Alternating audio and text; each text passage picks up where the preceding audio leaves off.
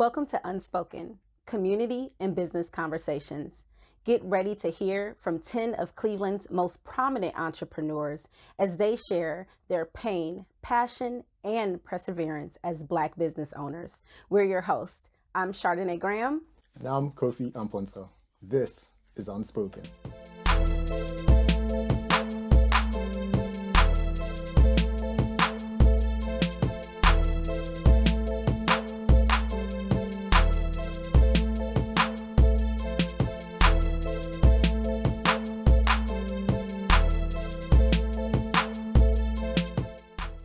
Unspoken is the media outlet for Touch Cleveland, where we discuss taboo topics and root causes of issues affecting our communities and our businesses. Systemic racism is racism that is embedded within a society or organizations.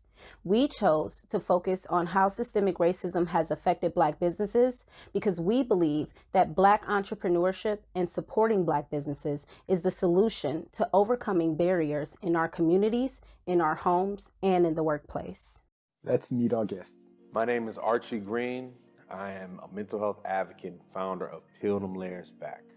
My name is Christin, Farmer-Kane. I am the founder of Birth and Beautiful Communities, and I also have a company called Strategize Me, LLC. So I'm Paul Sadler. I own Sadler Enterprises, and Sadler Enterprises is a conglomeration of different businesses. It's basically all nightlife and tobacco. Edith, Donaldson-Wheeler. I'm the owner of Bang Salon and also the owner of Decor Home, both located in Lyndhurst, Ohio.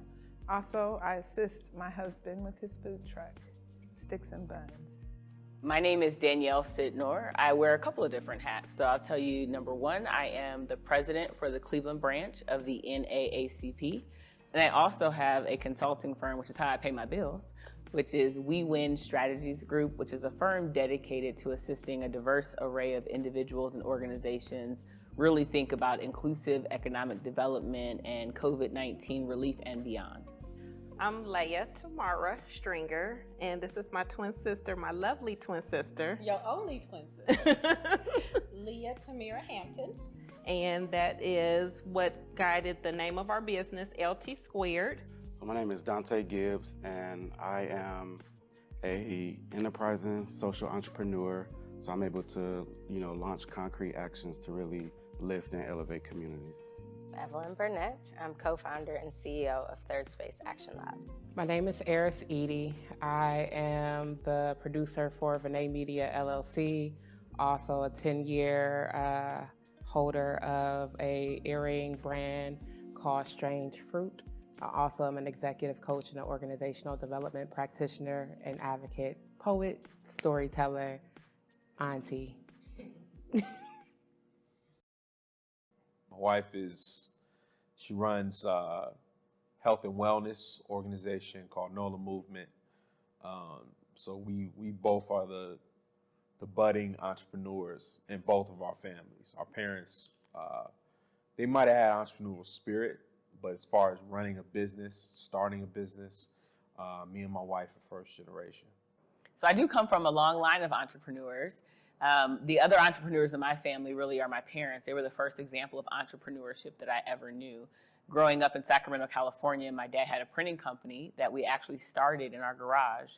And my siblings and I were the actual first employees. And so, every Saturday we got up, we'd go out to the garage, we'd work on projects.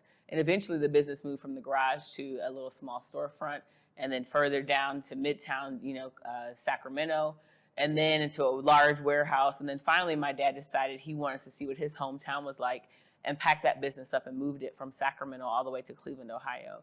In addition, we ended up opening up a restaurant. So I saw in my parents entrepreneurship. I didn't know people had regular jobs. I thought everybody owned their own business because that's what I saw. And I engaged oftentimes with my parents, with other business owners. When I got my first job, I was a little bit dismayed around the fact that I had to share a cubicle and a headset with somebody, and I didn't have an office. It matters if your uncle did a thing before you, or if your mama or your daddy did a thing before you, or if your neighbor, right? There's a little bit of game that can be imparted onto you. There's some things that you can be steered away from or towards or whatever, in a way that isn't about being helped? My grandmother, who passed away in 2012, she was a prominent florist in the Huff community, and she owned Farmer's Florists for many years, where she did an array of spreads, everything from weddings to proms to funerals, and I really got a lot of my early training from watching my grandmother conduct her own business. My dad was an entrepreneur. He started his accounting business, I think, when he was about 17. He was young. Yeah, I think he has always been good with numbers. Graduated from Case and has been an accountant ever since. So, and we were, knee crawling at his office, and we were learning how to type, learning how to file, learning how to do, just learning the business of a business. He had us paying bills, everything. Right. So, it was easy for us to start our business. It was like, honestly, it's harder to clock a 9 to 5. Yeah. Than to just be an entrepreneur. It came easy to us.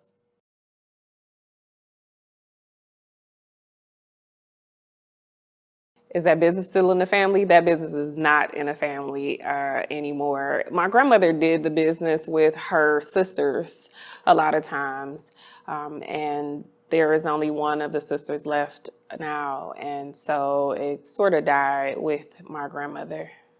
The printing company and the restaurant are no longer in business. Unfortunately, my dad did pass away a couple of years ago, and prior to passing away, he actually had started to kind of wind things down.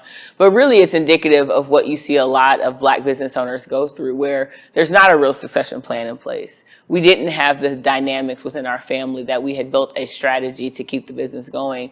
And unfortunately, the other part of that was just not being able to keep up with technology. My dad was doing traditional printing, which is very labor intensive and very time consuming. And at the same time, you started to have these folks that were bringing on high speed companies, high speed printers, that if he was doing color printing, he was literally adding 4 colors on top of each other. So you print one color, stop, let it dry, print another color. And you can't compete with a company like Hot Cars that in an hour can turn that around. And so really I looked at my dad as an example of what we should be doing better for Black-owned businesses to ensure they have the technology and capacity to expand and grow with the times. It depends on how we frame wealth, and so wealth in that, on Tuesday, I'm going to go pitch a restaurant idea to a concert venue on the west side of Cleveland. And the ability and the courage to do that is something that has been handed down to me generation from generation. And so even though fiscally we've been kind of oppressed in different ways just for being in this Black and this woman, this non-binary, this queer body, there are barriers that come for that. But my wealth is not necessarily in dollars. Like, I have a lot of social equity and Cleveland that allows me to move in different ways because I've been here, I grew up here, I showed my worth here. Because if you really can make it in Cleveland, like, there's literally nothing that you can't do. Like, we are really unfuckwittable at the end of the day. So I might not have the fiscal wealth to hand down generation to generation, but the comfort in who I am, the comfort and the knowledge of my skills and my dexterity has been handed down generationally, and I do consider that definitely wealth. I wouldn't so much say financial wealth as more than knowledge and wisdom on how to run and sustain a business. So as my sister mentioned, my father has always been an entrepreneur. I think that kind of sparked it in us to start our business. And we have aunts and uncles and cousins that own their own businesses. I can't necessarily say that wealth has been passed down, but definitely knowledge. But knowledge is wealth. Yeah. I would say that in the same instance, to be passed down. So, just to think that money is wealth is vague. That's limited. Yeah. So I would much rather, because some people are left wealth and don't know what to do with it. Absolutely. So if you my dad literally gave us our first office space. Mm-hmm. That was more than anything to us, that we didn't have to go look for a location. Mm-hmm. And the seed was just planted from there. From there, yeah. And we grew 18 going on 19 years later. Yeah. So, I mean, not saying that he didn't help us with some money. He did. But him getting our first office location was a gang of wealth to us. I mean, and just watching him, how he worked with people, we learned what not to do. Absolutely. What works, what does not work. Thinking about how education may have prepared me, it's sort of like sometimes I'm like 50-50. And so when I think about, graduating from Shaw High School as valedictorian and what that meant to my family, my friends, even people in the community who still think about like that achievement. And then going to Case Western Reserve on partial academic scholarship and thinking about, okay, how is this different from people who may typically go on sports scholarships, and saying, okay, everyone here at Case was a valedictorian, right? But they came from different school systems, different upbringings. And so during that time, I didn't feel like I was prepared, because it's like, wow, like I really have to learn how to study. It's not about, being able to do this and do that, but they came from far better resources than I was able to have. But at the same time, that upbringing, those values that my parents instilled in me, by my grandparents, and just being able to grow up in a different type of setting has prepared me to say that I know what's needed. I know what I wish I had as a young person, whether that's mentorship, role models, being able to connect people to different resources. So those are the things where I'm saying, like, okay, part of me feels like I wasn't prepared academically, but that experience, that social experience, I think was also just as critical to balance that out, being able to prepare me to do the things that I do now. Now, my education played a role as well, because I had two unique sets of experiences, I would say. When I was in grade school, in the second grade, I believe, is when I was put into the gifted and talented program. And so I remained in honors until I graduated from high school. And that was a totally different experience in a public education setting, because what I received was small class sizes, the same teachers throughout high school who had a vested interest in our success. And I went to a majority Black high school, but even within that high school, there was this classism, because you had your honor students and then you had your regular students, is what they called them. And so there was a divide between that. And so the smaller class sizes and the honors kids got more hands-on, one-on-one sort of education and experience. And we were also really pushed to go to college as well. And we were pushed to understand white America. All of our teachers were white, and these were all white women who said, hey, we want you to succeed, but this is how you are going to have to succeed in white America, talking to all Black students. Yes, and it's a yes and. And so, yes, I think it's prepared me to deal with white people. The racism that I encountered from kindergarten through my master's program has been egregious, and I shouldn't have had to deal with it. And it's been a barrier and a hurdle consistently that I've had to jump over to condition myself for this race. But should I've had to do it? No, because that energy should have been placed somewhere else. And so, like, my education, yes, I think it formed me to be ready to work with and deal with these systems of whiteness that I'm going to consistently and persistently have to navigate. But there are still so many growing edges as a new media company. There's so many things that I don't know what I don't know quite yet, And because we live in such an innovative world, there's so much out here that can really shape and really change our world if we kind of just put our ear to the ground and do a lot more networking and getting out of our way. And so I think, once again, it takes mentorship.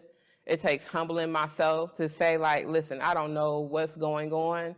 Can you help me? You know what I'm saying? And it's hard for Black femmes to say, can you help me, because we are always looked at as the savior, as the one who has all the right answers. And so it's definitely leading with some vulnerability to be able to get real and raw, to say, listen, this is a growing edge for me. Like my biggest growing edge is really around the finances piece and the taxes piece, and knowing that I'm going to have to invest royally into an entity and or organization or small business that I trust to be able to manage those financial aspects, because I don't have the tools to be able to do it myself quite yet, while still not trusting too much and learning what I need to learn so I don't get myself screwed in the process as well. You know what I'm saying? And so it's a both and, it's a yes and.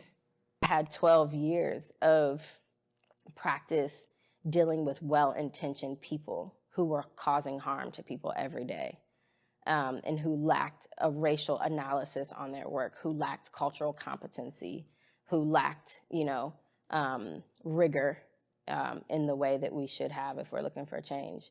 And then that just continued through life, like in undergrad and grad. I think some of those earlier experiences prepared me to push on things and to not accept everything as fact. But to really think and try to think rigorously, right? So I found myself in college challenging professors a lot. And I learned that, frankly, from white people. I didn't learn a ton of that from Black folks, because we know that us challenging things can be really dangerous for us. But I had the privilege of growing up with the mayor of my town's youngest kid, so kind of like the golden child. And she challenged everything, and she was our class valedictorian or salutatorian or something. So I adopted some of her privilege.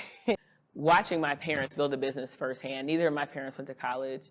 And I think that, society now places this value on a particular type of education, which I think is important, because there are absolutely things I know my parents didn't learn because they didn't go to college. However, the work ethic and the drive that you learn and develop from just deciding to go after and get it for yourself is not something that's taught in school. So I feel privileged to know that I learned work ethic from my parents, and I was able to couple that with my education and with my experience in corporate America. So if I have a deadline to meet, I'm going to get my deadline finished, because that's just what my work ethic tells me. But my education also tells me I can look for efficiencies. I can look for tools that are going to make it easier for me, so I don't have to be grinding all the time, and I can have a balance in life.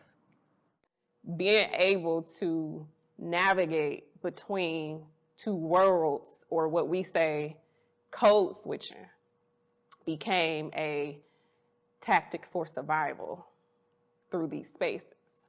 And so if I was unable to speak the language of the majority, then that would definitely put me at a hindrance. And it's true, right? So it's the same for if you go to any other country, go to a Spanish-speaking country. It's fine that you speak English, and there's some people who might know English. Maybe a lot of people might know English over there. But when you're over there and you do know Spanish, there's a level of respect that you gain, because then you can relate to this culture, even if it is through language. And the reality is that for Black Americans, we have to constantly navigate between those two worlds.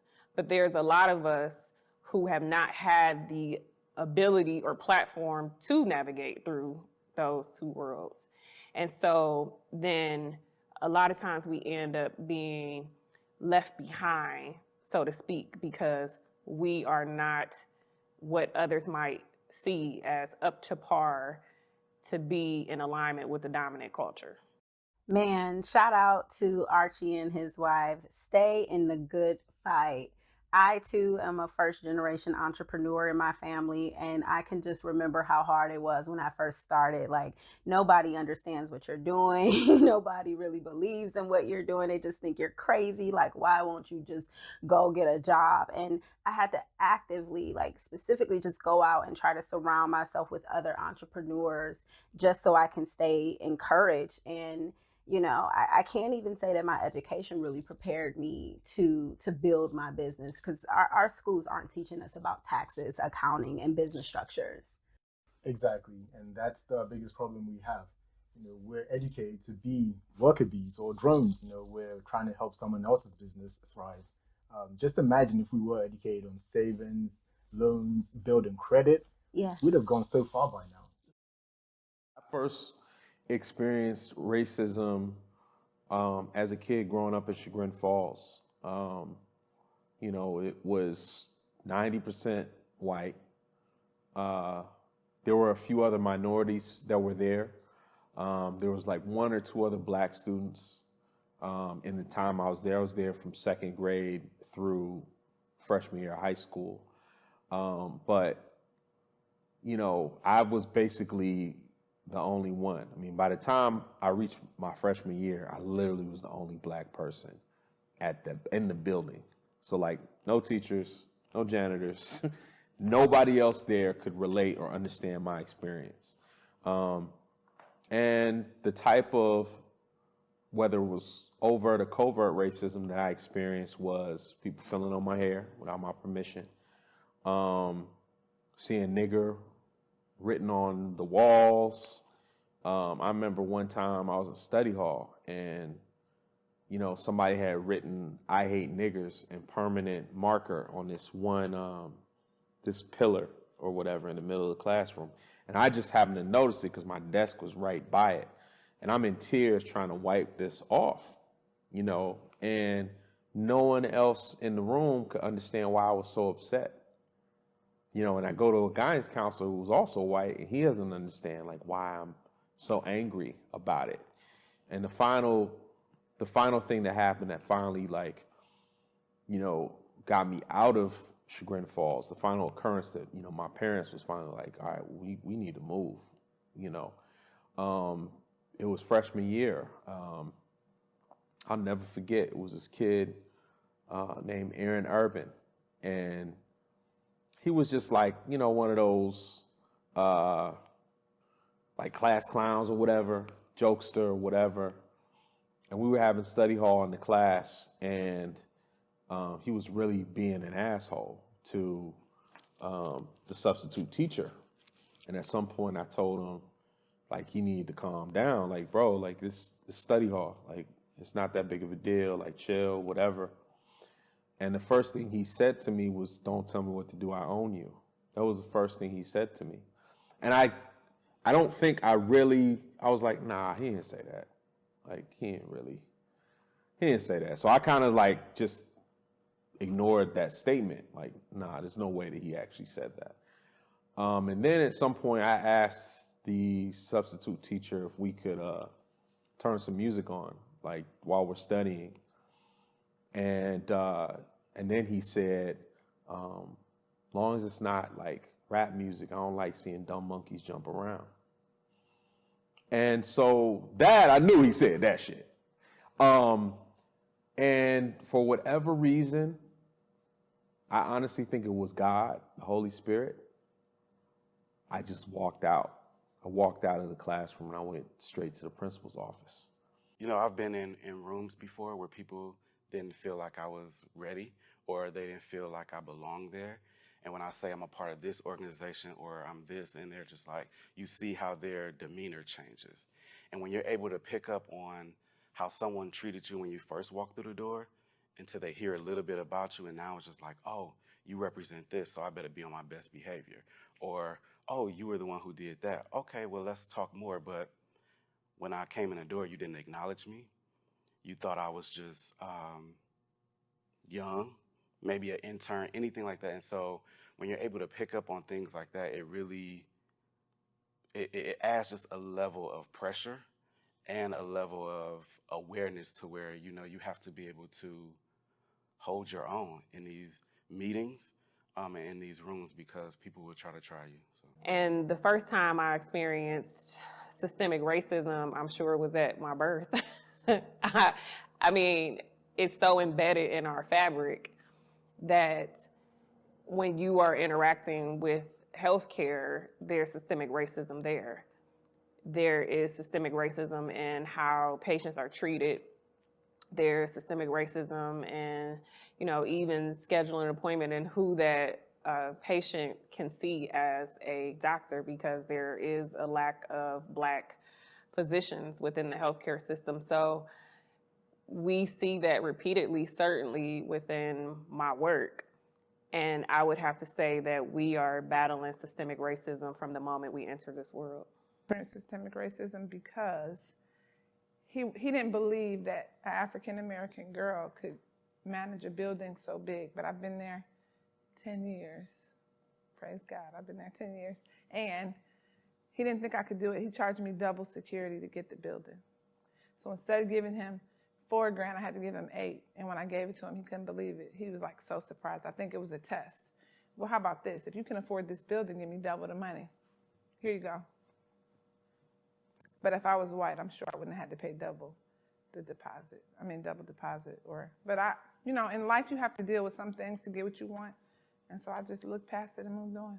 The racial barriers. I mean, when you go in City Hall and you're young and black, and I'm just speaking on my experience, it was just hard. It's just hard for the most part, because, a lot of times it doesn't have much to do with the money because, we can go in there and pay for everything.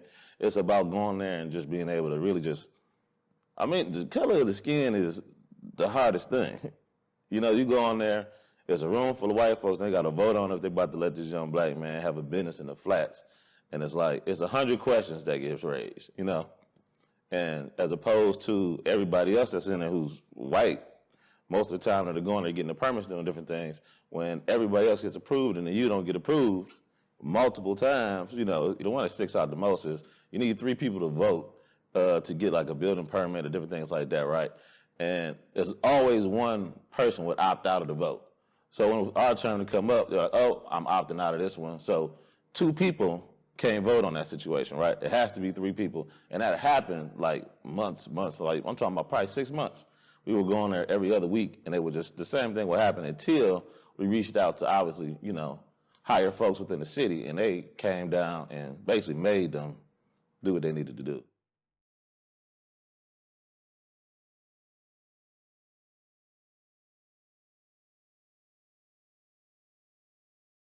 Really has been funding.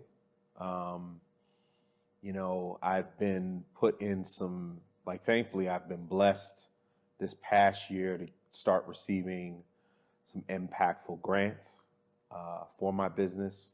The first major grant that I received was from the African American Philanthropy Committee of the Cleveland Foundation, which was a huge deal for me. It was over $8,000, and I knew 90% of the people on the committee. So seeing the power of the black dollar. But I've probably applied for at least 8 grants over the last 4 years we've been up, maybe less than that, but either way, all rejections. And so, with funding, we're put in a better position to, I'm in the process of formalizing my 501. So right now we're a grassroots organization. We have a fiscal sponsor, but we haven't been in a position to have the money to file our 501. Now we are. Staff, you're looking at PDLB. It's just me. I get volunteers that come in and, that come and go, which is fine because they're now on payroll. But I know that once we establish our financial foundation, we'll have enough money where we can have a bigger impact, a bigger reach. My biggest obstacle as a business owner has been trying to strive for something that doesn't have a blueprint out there already. So in a lot of ways, we are very non-traditional. I think the notion of being a business in and of itself has been a challenge. I come up in a very nonprofit kind of socialistic impulse. So the idea of offering services and products for money, and ideally the most money possible, has been a challenge. I think also because of what we focus on as a business feels very nonprofit-like to people. So people often assume that we're a nonprofit. So then when we talk to them about business, they're a little not sure what to do about it. So that's been a challenge. I mean, we haven't faced some of the kind of access to capital issues, though we know those deeply because those are some of the issues that we're working for. But I think just overall, like what we do and why we do it and how we do it has not been as easy of a vision to articulate to people, even ourselves sometimes. So I think like trying to stay rooted in what we do and why we do it and how we do it has been more of a challenge than I anticipated. My biggest obstacle as a business owner has been just really being able to be in a position to stop and focus on my business. Because of the multiple hats that I wear in the community, I'm called upon a lot to do things in my volunteer capacity as president for the NAACP. Fortunately and unfortunately, I decided to start my business in May at the height of the pandemic. And right after that is when George Floyd was murdered. And as a result, everything just really feels like I'm drinking out of a fire hose every day, because every individual that knows me knows I'm also the president of the NAACP. And so they expect to be able to glean guidance and to be able to connect with me about issues that are really impacting our community. But at the same time, I have to be protecting my time as a business owner to be focused on individuals and clients that can help me continue to build the wealth and the economic opportunity that's necessary for me to raise my family. Finance, but I would say that in the beginning, it's like, because, obviously you need working capital to be able to sustain the business for the most part. So between that and then obviously racial obstacles that you're going to have to go through, depending on what type of business you're trying to get into. But I know with alcohol and, liquor, it's tricky. More so than anything, having to continuously confront the systemic racism.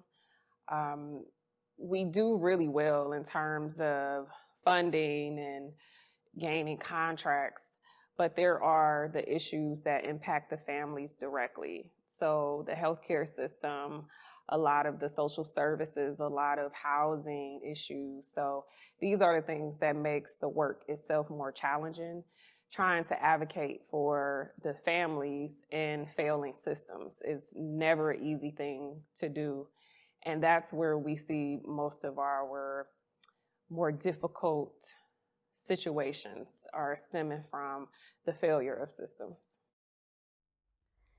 I would have to say that that's been my biggest obstacle as well as a business owner, is just finding resources in general. I think one of the young ladies said it, you don't know what you don't know. And so, you're navigating so many uncharted waters as a business owner and just trying to not only find those resources, but again, actually even just being knowledgeable enough to know what you might need in the future. I've also been very challenged with just finding good, competent, reliable help and constantly being stuck between a rock and a hard place with that, because, you need capital in order to be able to hire a staff, but you need the staff in order to be able to take on more projects and earn more capital. It's just a vicious cycle.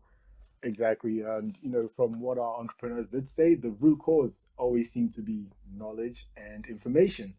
Now, if you're an entrepreneur and your circle is, people like you, the only information you know is the information they know. Yeah. Now, I really appreciate all our entrepreneurs, our guests, being transparent and letting us know what they've been through, because, it's not all just a smooth ride. Mm-hmm. And I think the way forward is if all Black businesses, all these entrepreneurs, when you gain this information, pass it on, share it. We'd like to thank Ingenuity Cleveland for selecting our marketing firm for the Impact Award, which has helped to produce this series. We'd also like to thank all of our guests for their participation and transparency, and all of you for tuning in.